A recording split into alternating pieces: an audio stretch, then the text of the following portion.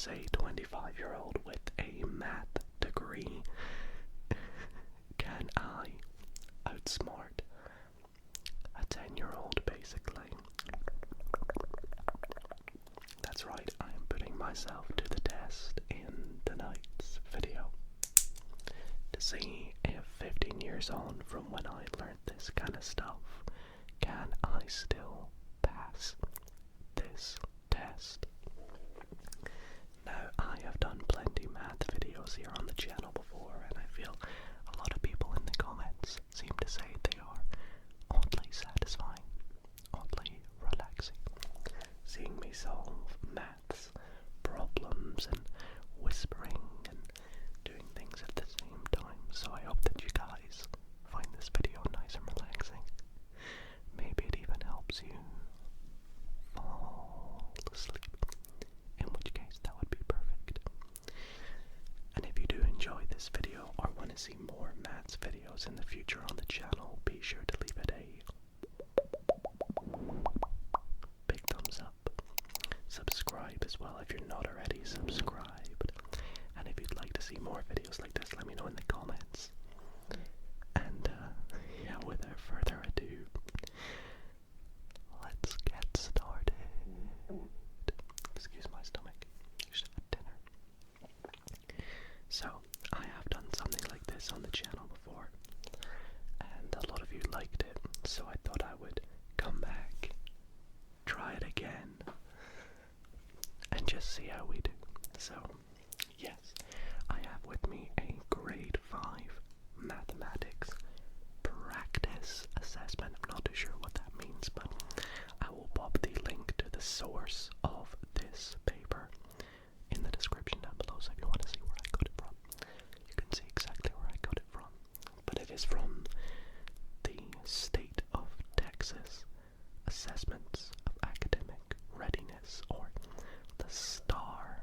That's quite nicely fitting for Texas. And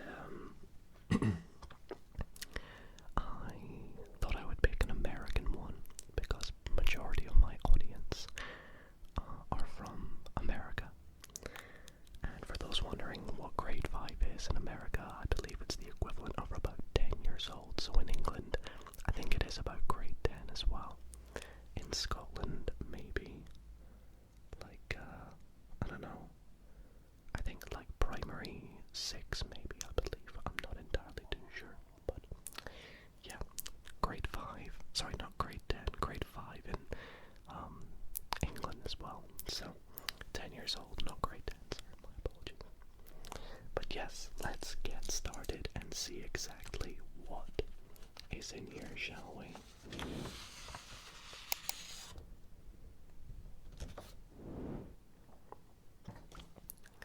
So, first up, the paper is very nice to give us a few pieces of information. It lets us know on the grade 5 mathematics reference materials that we have the perimeter of a square, a rectangle, the area of both of them as well. We're told the volume of a cube and a rectangular prism, which I know already, but it's nice to see. And then we have a little ruler of inches as well, which is quite interesting. So,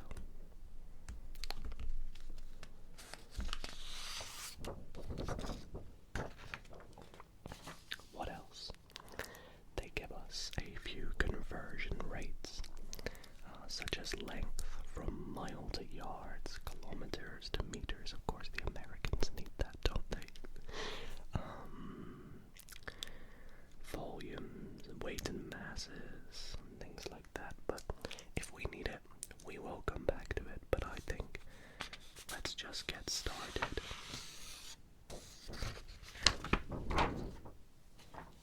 With question number 1. So I have not grabbed a calculator for this. I hope the framing is okay on the camera as well. I'm just trying to take a look. Looks all good to me. So yeah, let's get started. Read each question carefully. Choose the best answer to each question. For open response questions, determine the best answer to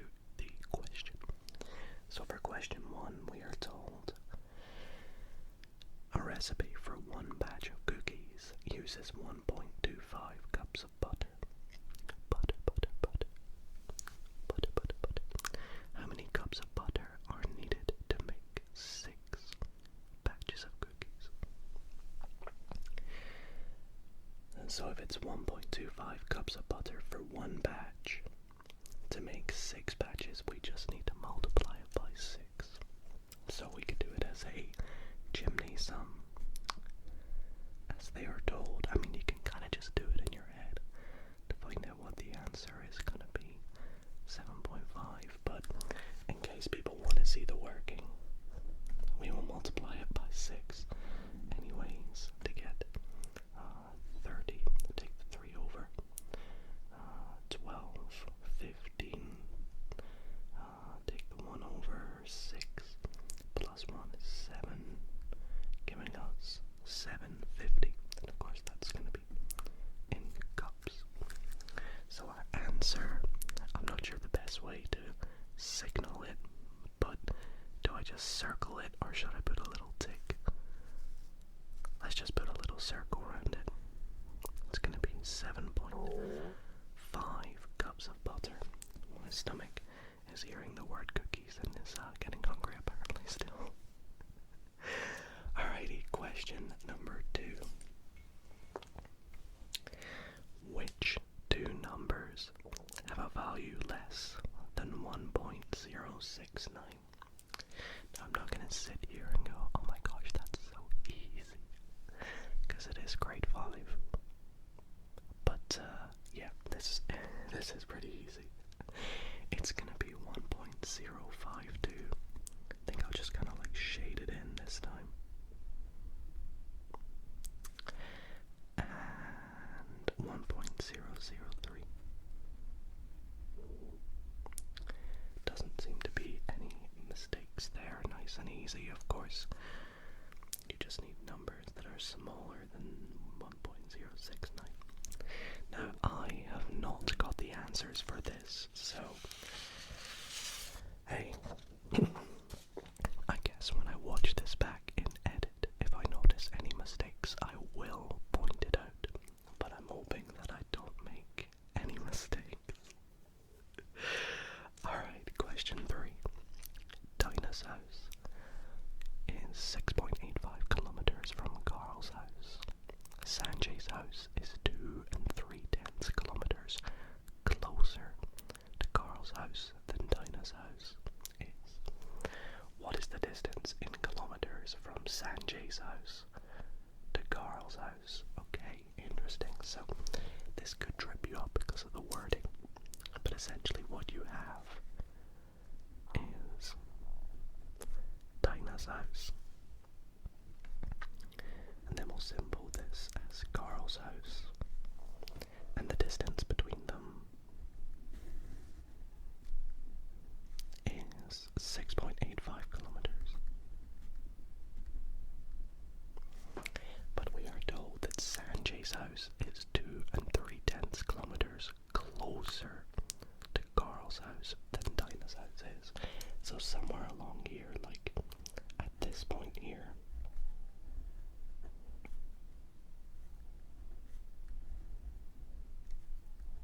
this will be 2 3/10 closer. So what we want to work out is this distance here. So that is simply just going to be 6.85 kilometers. Subtract 2 3/10. Now 2 3/10 is the same as saying 2.3 because 3/10 of a kilometer is just 0.3. So we want to do 6.85 subtract 2.30. And this is going to give us 5, 5, 4. So 4.55 kilometers. And we can see that is answer B, which is great. So nice and easy. Okay, let's advance. Let's go on, as it says, to page 9.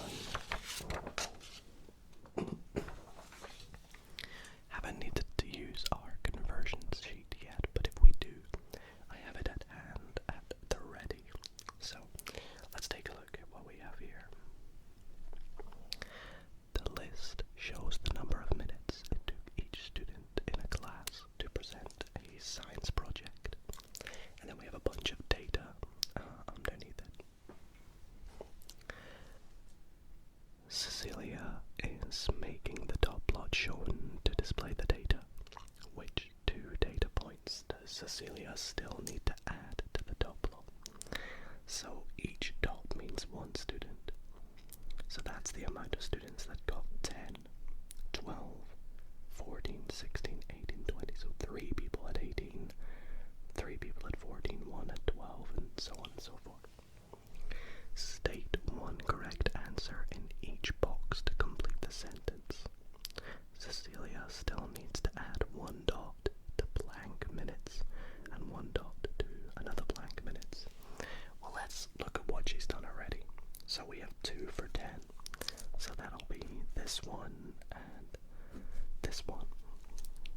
12, she's got 1. 14, she's got 3. So that's 1, 2, 3 14s. 16, she has 2. So that's 1 and 2. 18, she has 3. So 1, 2, 3, and 20, she has 2. 1, 2. So she has a 10 and an 18 left over. So the answer is going to be 10. I probably should have got like a highlighter or something. And 18. Correct, I believe. That's what she's missing from the chart. There should be, for example, an extra dot there and an extra dot there so that we could fully score them off.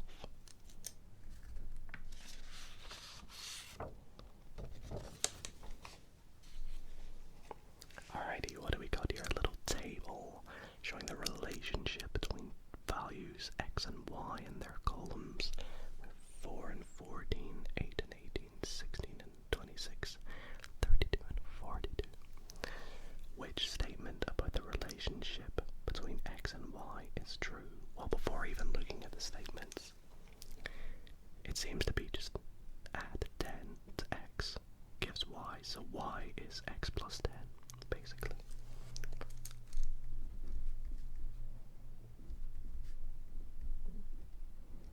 That's what I see. So, let's see, it is a multiplicative pattern because each x value is a multiple of 4. I mean, yes, each x value is a multiple of 4, but it's not a multiplicative pattern.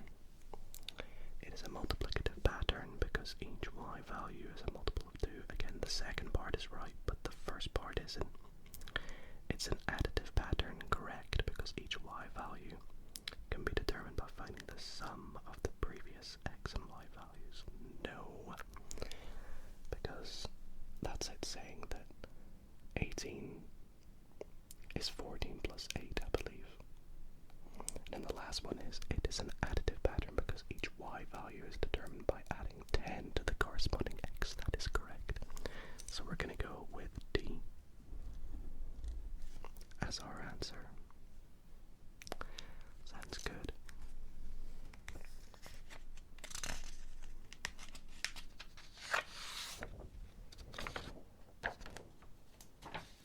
Okay, we have a little bit of geometry now in question 6, which is asking us which rectangular prisms have a volume of 64 cubic inches. So this is where I think it wants us to use our references cheat sheet thing, but we can work it out.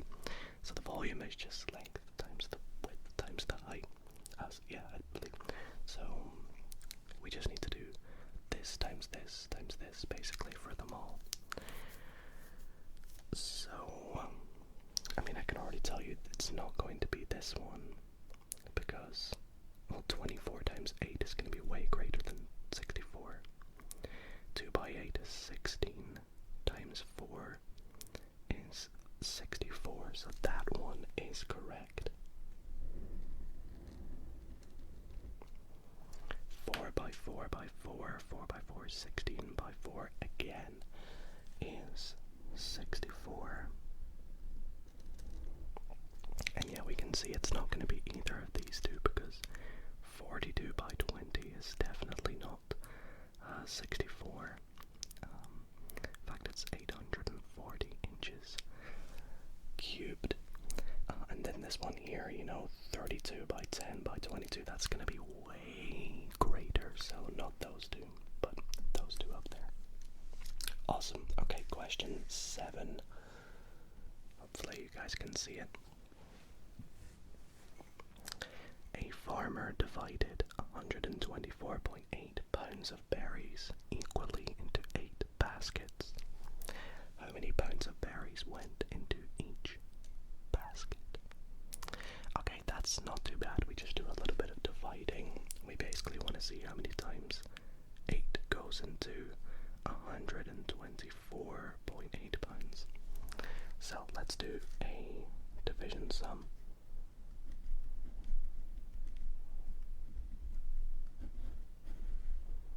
So 8 goes into 1 0 times. So we carry the 1 over. 8 goes into 12 1 times. And we carry the 4 over. 8 goes into 44 5 times with a remainder of 4. And then 8 goes into 48 6 times. So the answer is going to be 15.6 pounds. Join that up to conceive you a little bit, which is answer A, so that's really nice. Oh, sorry, no, there should be. Oh, no, I nearly circled the wrong answer there, that was close. 15.6 pounds. That tripped me up. I thought that said 15.6. My brain caught me off guard, then I was like, wait, did I read the decimal points wrong? Whoa, almost made a mistake on a grade 5 maths exam. Hopefully I've not done that twice now.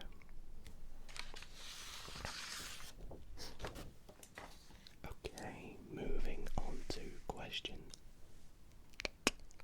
8.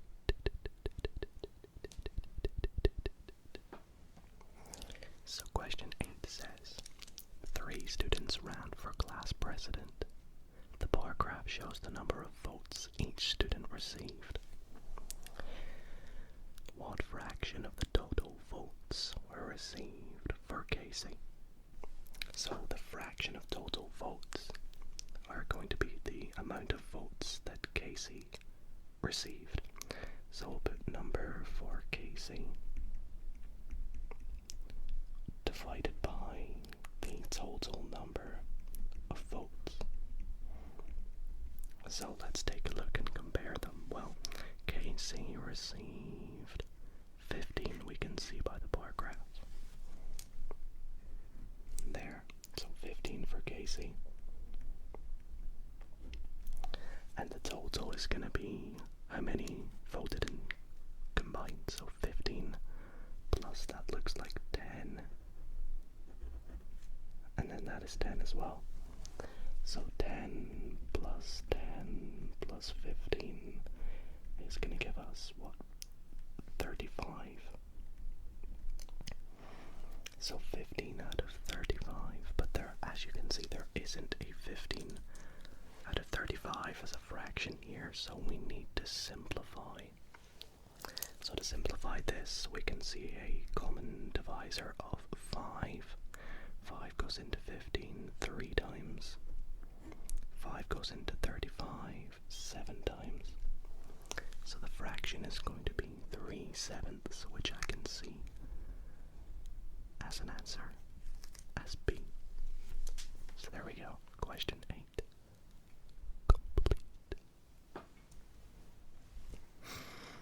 Moving on to question 9. I hope you can see it here.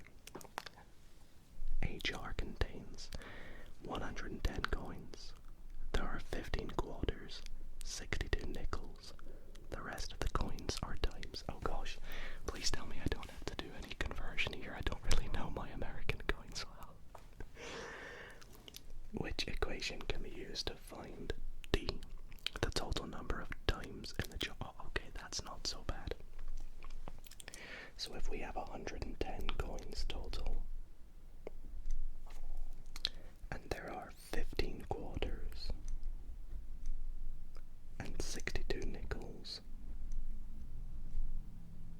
if we subtract 15 and 62, that will give us the number of dimes, because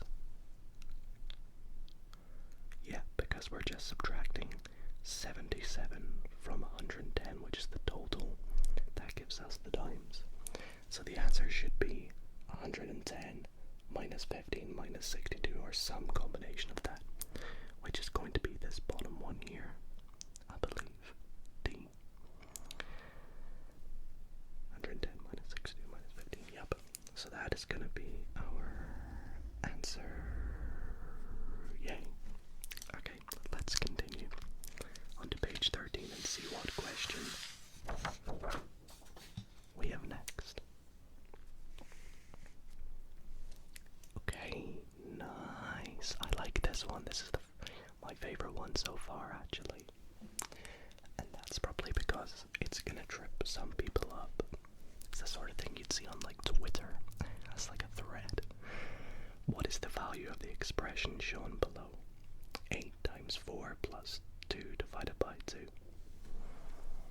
Now the way I like to look at this is you want to do multiplication and division first, and then plus, and then subtract. So we want to start with the multiplication. So 8 times 4 is 32. However, now we're left with 32 plus 2 divided by 2. And it's easier to simplify the top of the fraction first, which is going to be 34 divided by 2, which is going to be 17 as our answer. And there we go. C. 17. Nice. And easy once again. Okay, what is next? Question 11. An expression is shown. 8.5 plus 3 minus 1.25. What is the value of the expression? See, what I like to do is to begin by adding all the whole numbers, or sorting all the whole numbers first. So if we split this up, we are left with 8 plus 3 plus or minus 1, ignoring the fractions. So 8 plus 3 minus 1 is 11 minus 1, which is 10. So our answer is going to be 10 point something. Now we look at the fractions. We have a half and a quarter. So this is positive a half minus a quarter. So a half minus a quarter. Now to make this easier, we're going to make a common denominator, I apologize, of 4. So on the right hand side we're left with 1, but on the left hand side, what is a half in terms of a quarter? Well, that's going to be 2 quarters. That's a half. So this is going to be equal to 1 quarter. So our answer, taking everything combined, is going to equal 10 and a quarter, or 10.25 if you like. Let's write, or 10.25. Little smiley face. Okay, so that is question 11 done. I want to quickly take this moment in the video to apologize if I sound slightly different tonight. I'm actually a little bit sick at the time of recording this video. You may have heard me say that in a couple videos already, but yeah, I'm bulk filming while I'm away in Japan right now. And unfortunately, just whilst I need to bulk film, I've got the cold a little bit, which could not be worse timing, but hey, gotta do what you gotta do. Anyways, question 12. The rectangular prism shown has dimensions in centimeters. So the rectangular prism is 8 centimeters by 5 by 9. The prism will be completely filled with unit cubes that each have a volume of 1 cubic centimeter. How many of these cubes are needed to fill the prism? Okay, sick. So to do this, we basically just need to work out the total cubic centimeter volume of the prism, and that will show us how many individual cubes are needed. That's essentially what it's asking to say. So the volume is going to be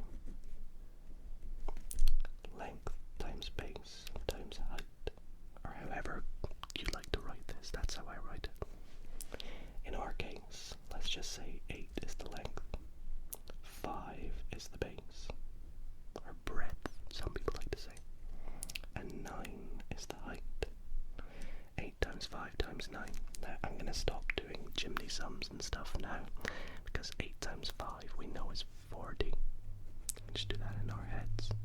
But now we need to multiply that by 9. What's the best way to do 40 times 9? Well, I like to look at this one of two ways. The quickest I like to do is 40 times 10 is 400. Then just subtract 40, which is 360. But some people might look at this and go, well, 4 times 9 is 36. Chuck a 0 on the end because we're working in tens. 360. Let me know how you do things like that. So the answer, well, this is going to be cubic centimeters, but once again it's asking us, it's going to be filled with unit cubes. So that's 360 unit cubes, which is A. Nice. Alright, question 13. A shop ordered 362 candles for $15 each. What was the total cost of all the candles? Wow, it's wanting us to do a lot of math here. Now once again, you could do something like 362 times 15, which, yes, that is one way of doing it. The way I like to do things like this, and this is my little sneak trick, 362 times 15 is the same as 362 times by 5 times by 3. So much easier. So 362 times 5. Well, once again, my little trick to working this out, times it by 10 and divide by 2. Like that. And then you're going to get 1,810, I believe.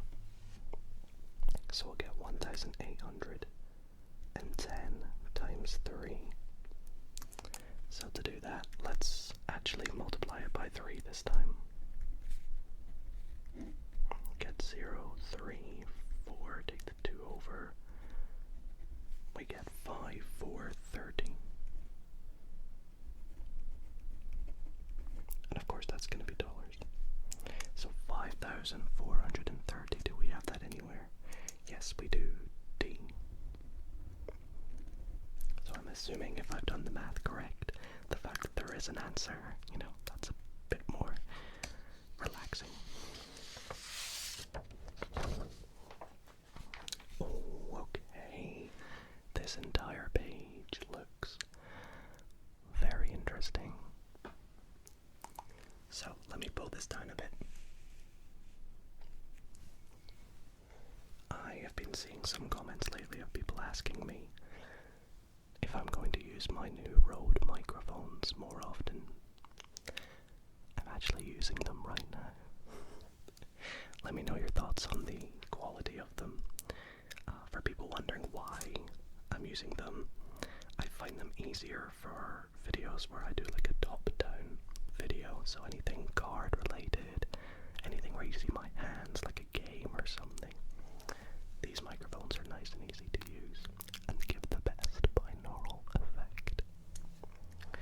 Anyways, question number 14. Which number is the digit 5 in the hundredths place? Okay. In the hundredths. So, let's take a look here. We are gonna have, in the hundredths place, I don't know if I'm just being stupid, but I believe it is C. So basically, this would be thousandths, hundredths, tenths, singles, and then this is hundredths, or is this tenths? Huh. I actually can't tell if it's C or D for this one. It's been a while. Don't blame me. I believe it is C because the way I kind of remember it, thousandths, hundredths, tenths, units. But then it works sort of differently when you get to the decimal points, because that's like hundredths of a. If you've got 15, for example, you need 100 of them to make one. So that's why it's hundredths. This would be thousandths. This one. This would be tenths. Anyways, let's move on to question 15. Gosh, that's the first one that's kind of tripped me up, but that's just because it's been so long. It's not difficult. It is easy. Okay, question 15. The points on the grid represent the values for y equals x plus 3. Whoa. Hopefully this isn't going to get much more complicated for a grade 5 question. Which ordered pairs represent other points on the graph for this equation? Wow. I feel like this is quite tricky for a grade 5 question. So basically, we have a line that's y equals x plus 3. What that's saying is for every y value here, it needs to equal this x value plus 3. Again, I feel like that's really tricky for a 10-year-old, personally. But let's find out. Is it going to be this one? 1 equals 4 plus 3? Nope. 3 equals 0 plus 3? Yep, that is correct. So we will circle that one. There we go. And the next one, nope. And the next one, nope. And the next one, yep, 7 does equal 4 plus 3. So we can circle that one as well. Okay. Again, I would say that's probably the hardest question so far, personally. That was the hardest page so far. But again, I hope I've not got anything wrong. Okay, how are we going? Question 16 now. This is fun. I like this video. Sahil made a wooden train that was 185 centimeters long. What is the length of the train in meters? Okay, so if it's 185 centimeters, to convert to meters, you divide by 100. I can see why we get that reference sheet now with the conversions, but I'm not going to bother looking at it. It's just going to tell me there's 100 centimeters in a meter, so we want to divide by 100 to get what it is in meters. Which, to do that, you just literally stick a decimal point in 2 away from the end, so it's 1.85 meters.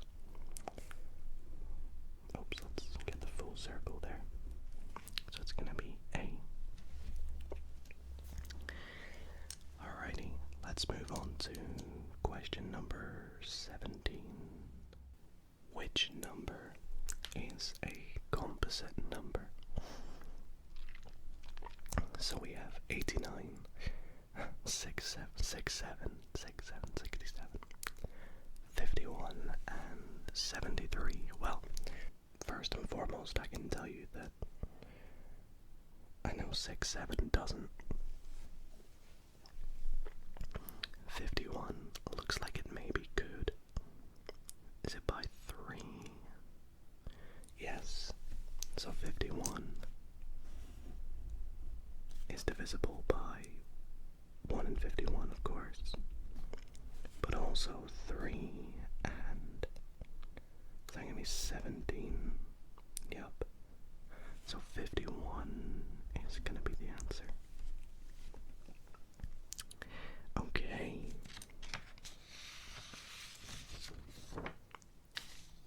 Question 18. The values in the table represent the equation y equals x plus 6. able to represent the relationship between the values of x and y, okay? Select the correct answer for each box. Each answer may be used more than once. Not all answers will be used. So we have a value for A, B, C, D, E, and F. We have to work out for each box which one is used. So if y is x plus 6, this y is 10 plus 6, which is 16, which is C. So the first one is going to be C. Similarly, down here at the bottom, 24 plus 6 is 30, which is F. But then for this middle one, if y is x plus 6, that means 19 is x plus 6. Or you can subtract 6 from both sides to get 19 minus 6 equals x, which gives x as 13, which is B. And there we go. That is question 8 done. Sorry, 18.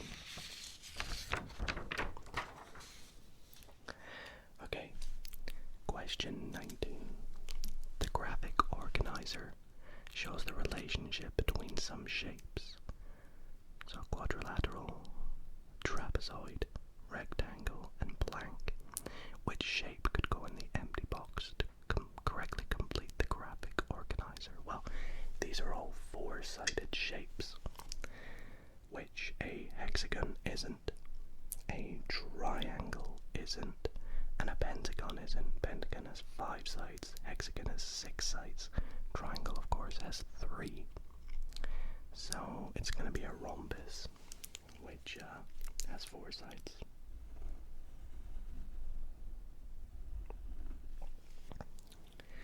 Okay, pretty good so far. Let's move on to question 20. So for question 20, what is the value of 18 divided by a half? Now I don't know how you guys were taught this, but if you ever divide by a fraction, that is the same as multiplying by the inverse of the fraction. So the inverse of a half is 2 over 1, but 2 over 1 is just 2. So we'll just say multiply by 2. 18 multiplied by 2 is 36. There we go. Let's see.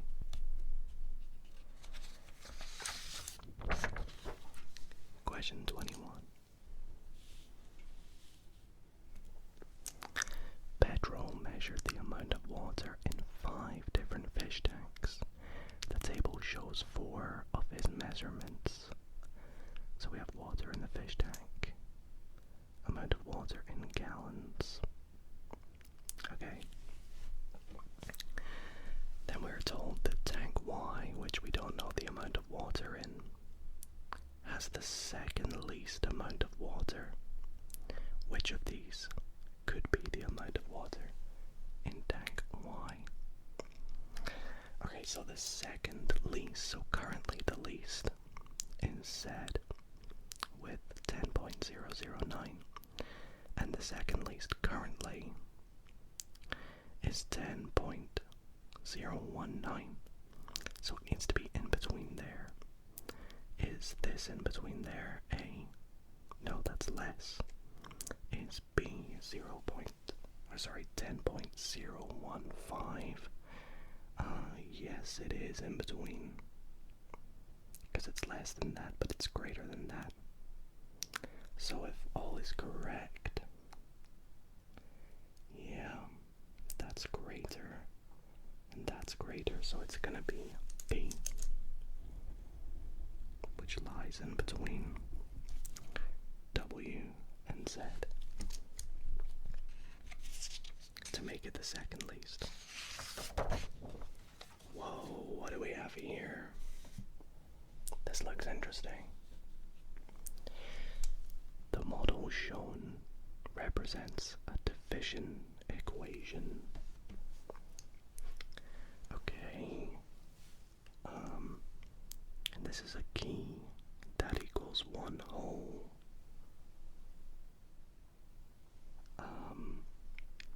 Oh, okay. So 1 whole is 1, 2, 3, 4, 5, 6, 7, 8, 9, 10 by 1, 2, 3, 7, 8, 9, 10 by 10. Makes sense. I haven't really ever seen something like this. So this is the first question where I'm kind of just guessing, to be honest. Which equation could be represented by the model? So this is 1, 2, 3, 4 by 1, 2, 3, 4, 5, 6, 7, 8. So 8 and 4. Okay, but this is 1 whole, which is 10. So, oh my gosh. I actually am kind of stumped for this. So that's 1 whole, so that's going to represent each box being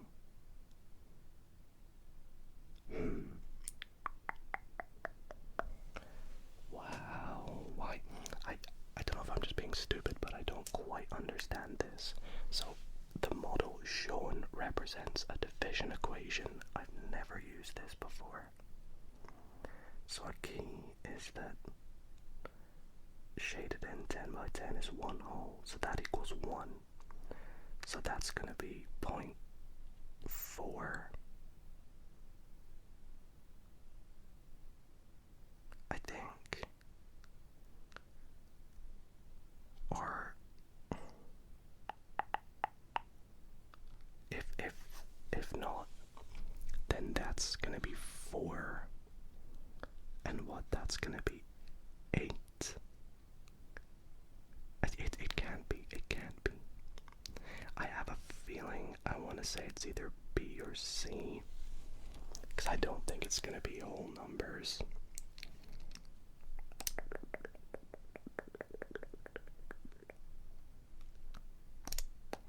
Do you know what? I have absolutely no idea, so I'm going to take a stab in the dark and say that it's B.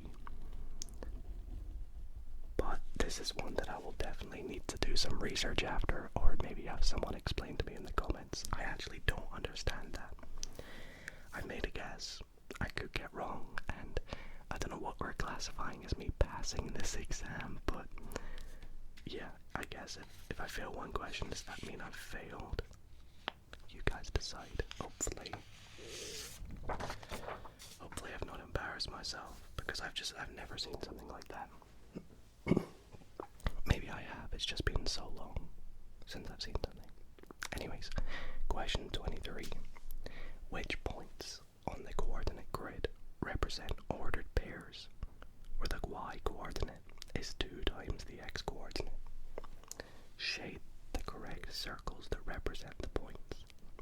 So what we need is the y-coordinate of each ordered pair to be 2 times the x. So this one here, the y is 1, but the x is 2. So no, it wouldn't be that one. But here the y is 2 and the x is 1. So that, yes, that is 1. Let's move on to the next point. Y is 5, x is 3, so no. Y is 3, x is 6, no. Y is 8, x is 4, so yes. And then the last one, y is 9, x is 7, so no. So our only ones for 23 are 1, 2, and 4, 8.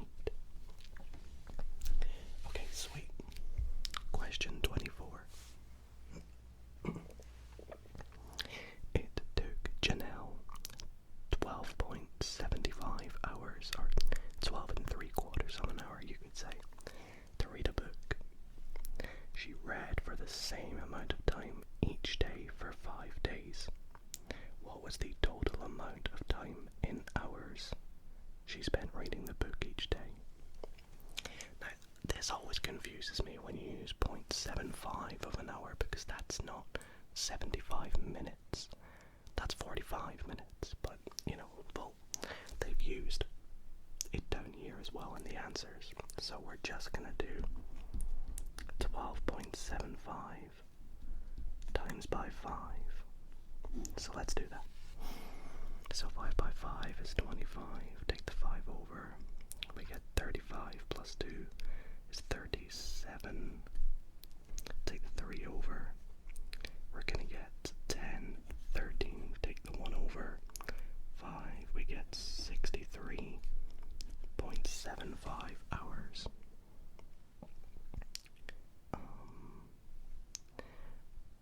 But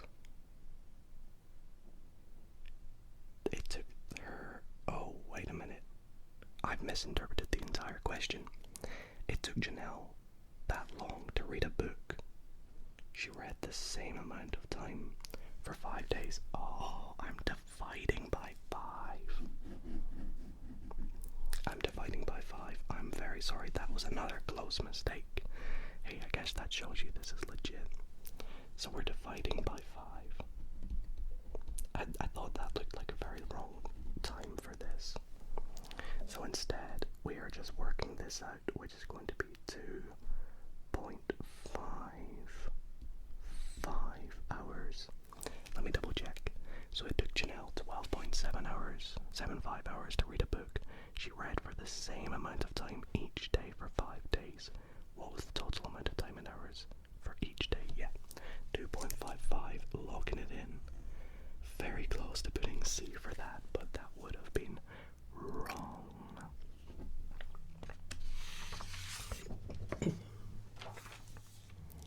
Okay. Question 25. Michelle's budget for June showed an income of $80 and expenses of $100. Which actions could Michelle take to balance her budget for June? So put it this way, in June she's made 80, but she spent 100, so she's losing money. So what could she do? Increase expenses and decrease income? Definitely not. Increase expenses and increase income? I mean, technically yes. Technically yes, because you could increase your income more than you're increasing your expenses. But if we're being realistic, the answer that it wants for us to do is probably D, which is decrease expenses and increase income. I'm assuming.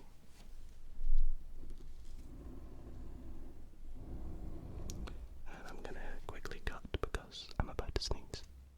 Okay, I apologize about that. With that out of the way, let's move on to question 26. Question 26. What is the value of the expression shown? Wow, once again, this feels like that's quite tricky for a grade 5, shall we say. So I will start off by completing the brackets. So completing the brackets. I would never use brackets like this, but you know, we're gonna get 6.2 minus, now 3 times 1.6. Well, 3 times 1 is 3, sorry. And then 0.6 times 3 is 1.8, so that's gonna give us 4.8. So now we're left with 5 multiplied by 1.4, I believe that comes out to be. Yep. So then we need to do 5 times 1.4. 5 times 1 is 5, and 5 times 0.4 is 2. So 5 plus 2 is going to give us 7. So our answer is A. And then moving on to question 27. Trevor bought 6 shirts for $12.80 each. What was the total cost of the 6 shirts? So this time I am multiplying 1280 by 6. Alright, let's do it as another chimney sum then. I guess it's the easiest way visualize it right. 0 times 6. 8 times 6 is 48. 2 times 6 is 12, plus 8 is 20. And then 1 times 6 is 6 plus 2 is 80. But obviously I've made a mistake here.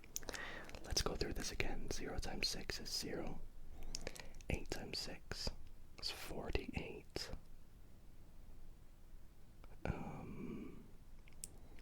Take the 8 over. So obviously I've definitely made a mistake here. Bought 6 shirts for $12.80. 48. Oh, I know. Why have I put the 4 there? It's late, I'm tired. Hey, you make mistakes. 48, I don't know why I put the 4 down there. The 8 goes down there, I put the 4 over. Then we get 12 plus 4 is 16, take the 1 over. Then we get 76.80, which is answer C. There we go. Question 27 complete. Almost making a mistake there. I was like 80-40. I don't see that. Alrighty. On to question 28. We have another one of these like select one answer thing. Alright. Complete the steps that could be used to plot the point at 410 on a coordinate grid. Wow, this is interesting. Okay. Select one correct answer in each box to complete the sentence. Start at the origin. Okay, so we are at the origin O or 0. We want to go to 410. Let's just say it's like there.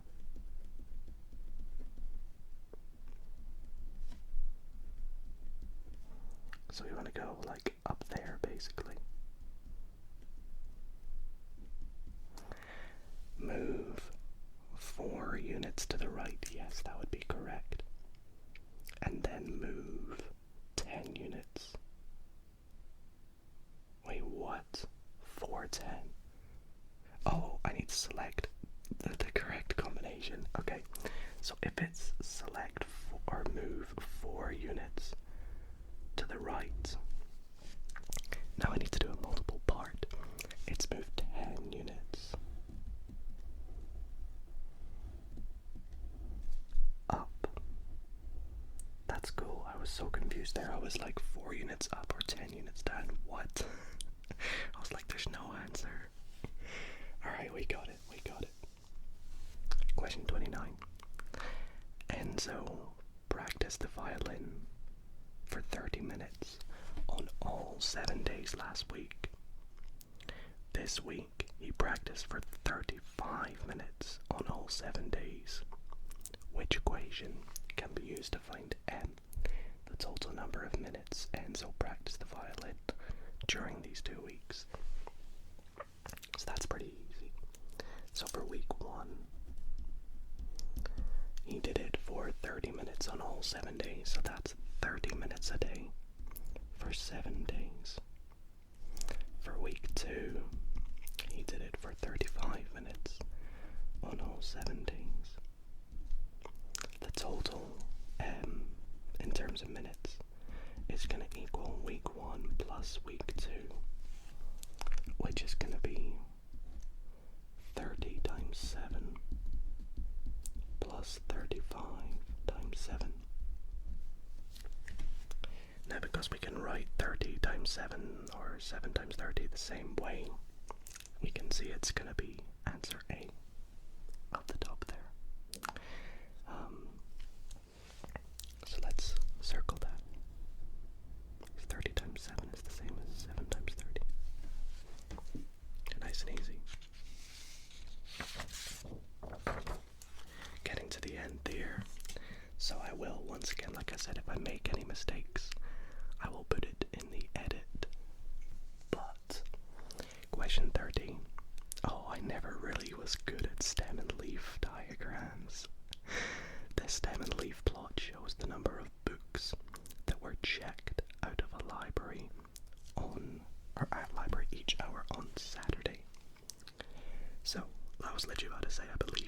0 means 10, and 2 1 means 21 books. What is the total number of books that were checked out on Saturday? So I believe we just want to add all the values up. So, for example, the first one is going to be 10 plus 15 plus 16. The second one is going to be 21 plus 24 plus 24. And the third one is going to be 32 plus 35. So we just want to add all them together. So 10 plus 15 plus 16 is going to be 25, 30, 41. Oh, that should be an equals. The next one, we're going to get 69. And the third one, we're going to get 67A, 67. Okay, so now we just want to add them all together, which is going to give us, that's going to give us 110. 69 plus 41 plus 67 is going to give us 177, which is C. That's a lot of adding you've got to do as a 10-year-old right there, so hey, fair enough if you did all that nice and quickly. On to question 31. Oh, this is cool. Is it all in frame?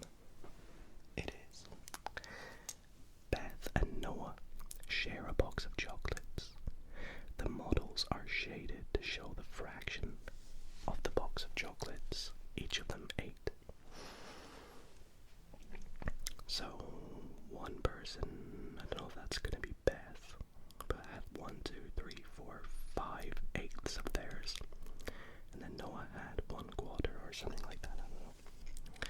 What fraction of the box of chocolates did Beth and Noah eat all together? What fraction of the box of chocolates is left over? Write the correct answer in each box. Each answer may be used more than once. So does that mean 5/8 was eaten? And that means 1/4, which is 2/8. Therefore 7/8 were eaten. I don't know if that's what that means. The models are shaded to show the fraction that was eaten. I believe it is. So this is 5/8. And this is 1/4, which is equal to 4/8. No, sorry, 2/8, like I said.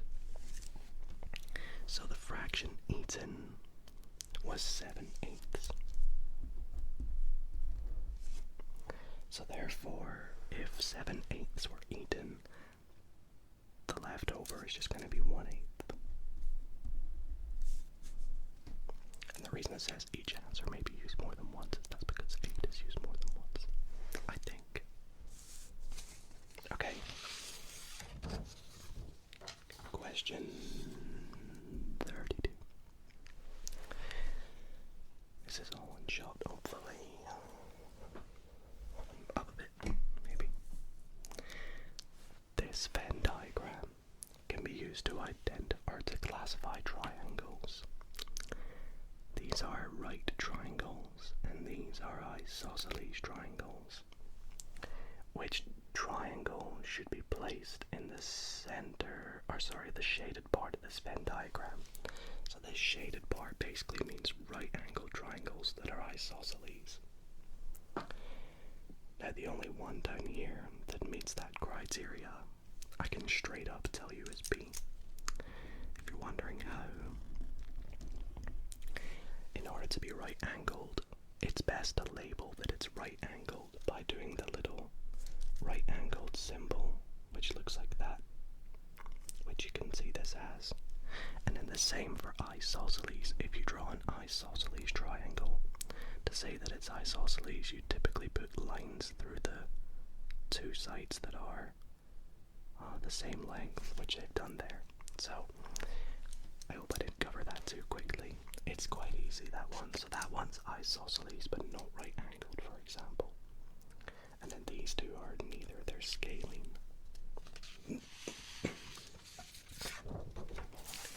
Alrighty, question 33.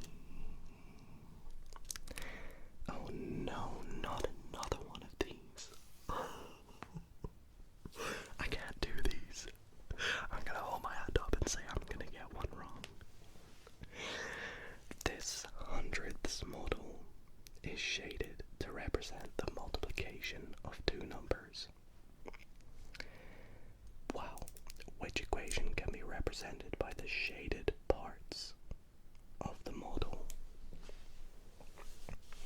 So this is where it confuses me.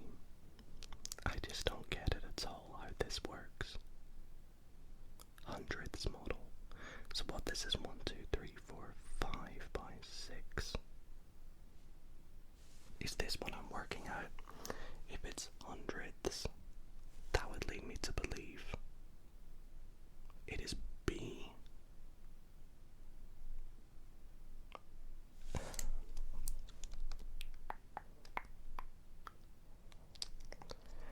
Oh, I really don't know.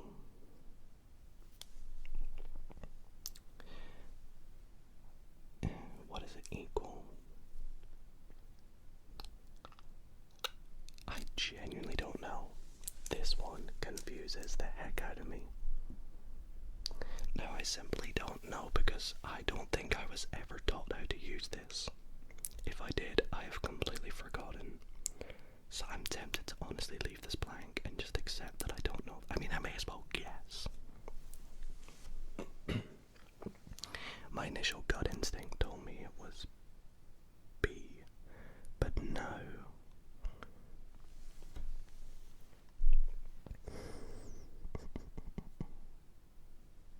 I don't know.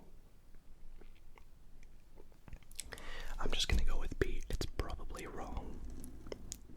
And I do apologize. Once again, I'll put in the edit what the actual answer is if that is wrong. But yeah, I'm accepting the L on probably both of those questions.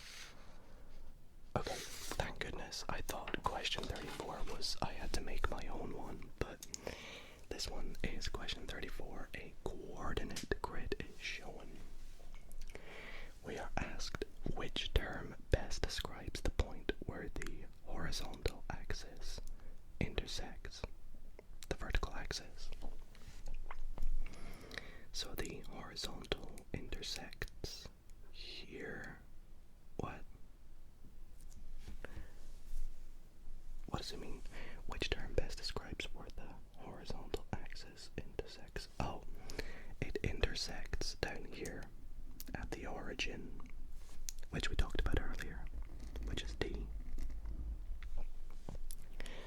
So the point at which the vertical axis meets the horizontal is down here at 0, which is not any of these. It is the origin. So there we go. Be sure you've recorded all of your answers in the test booklet. And that is us. We have completed a grade 5 maths exam. Whether I have passed it, well, I actually don't know at the moment, but I'd like to think I have, regardless of what the pass mark is. I hope if I've made any mistakes that they're on the ones that I didn't learn about, that multiplication, division, square grid thing. I'm going to go and look into this after the video to make myself go, that makes a lot of sense.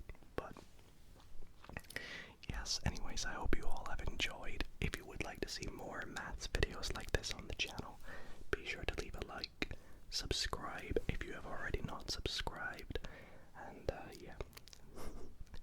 Thanks for watching, everybody. Sleep well.